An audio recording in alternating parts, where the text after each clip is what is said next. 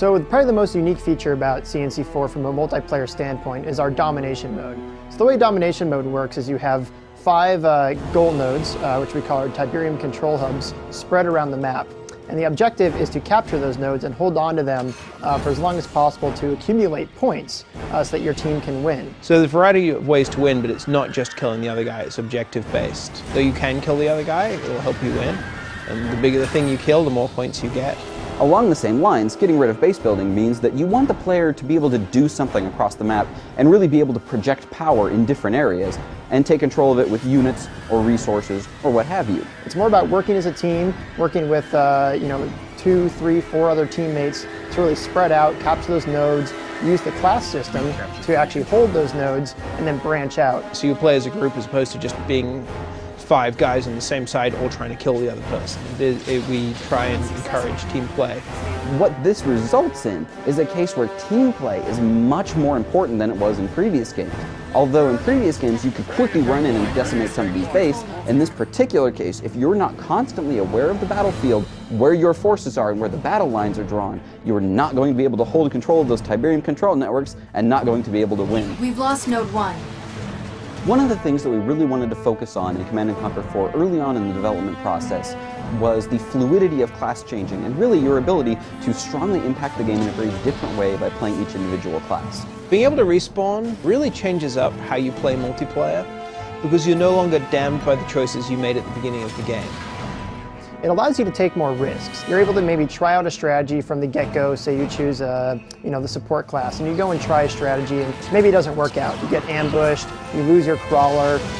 Instead of having to admit defeat, we have the respawn system, so that allows you to change up your strategy, work with your teammates to find out what the team needs at that point in time, and then come back and try and get revenge on that guy who killed you.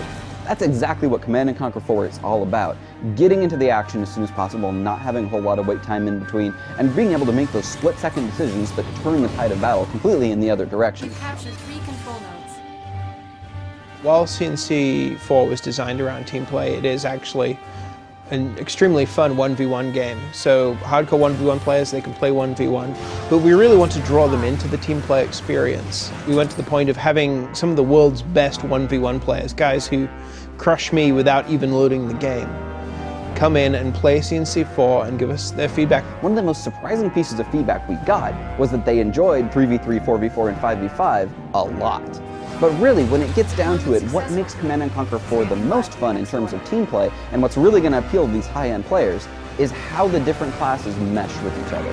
When you are in coordination with another player on your team, and you have a team leader, and you're all on vent, and you're yelling at each other to go to a particular area, or support another area, or throw up defenses, or throw up a tunnel, things get really fast, really hectic, and a whole lot of fun.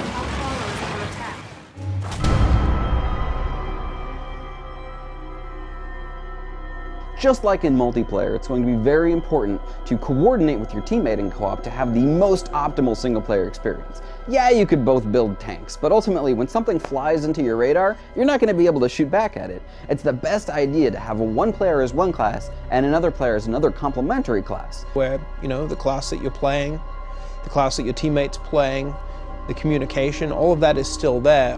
And so there we've actually designed our objectives, so it's more about how you go about completing the objective. Usually if you're in a defend mission, you can have one player play as defense and another player go as offense and keep the objectives around the map, while one player really creates a home base, creates a large number of defensive structures, and plays the base building game, which is still a lot of fun in these single player missions where you can really hole up in an area and defending. It's a large number of AI forces.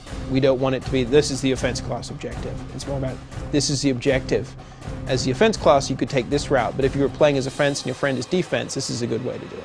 Overall, we're really looking forward to people jumping online and trying out Command & Conquer 4. We've tried a large number of different methodologies to allow players to jump in, get the action they want out of a Command & Conquer game, but at the same time be playing in a very social atmosphere with their friends and allow them to focus on the teamwork aspects that really make multiplayer longevity increase dramatically. So if you're interested in exploring new ways to play RTS multiplayer, but you still like to blow up tanks, I think CNC4 multiplayer is for you. It has team play, you can play as one-on-one player, even in a team play context. And then we got co-op, we have full co-op, which is just a whole new way to play campaign. It's like a real progression of what we've done in the past. We knew that multiplayer was going to be the thing that lasted a long time after launch, so we've put a lot of effort into trying to make that the best experience ever, trying to make it less intimidating for players to get online and to have a great time playing CNC. And we hope you all check it out when the game is on shelves on March 16th.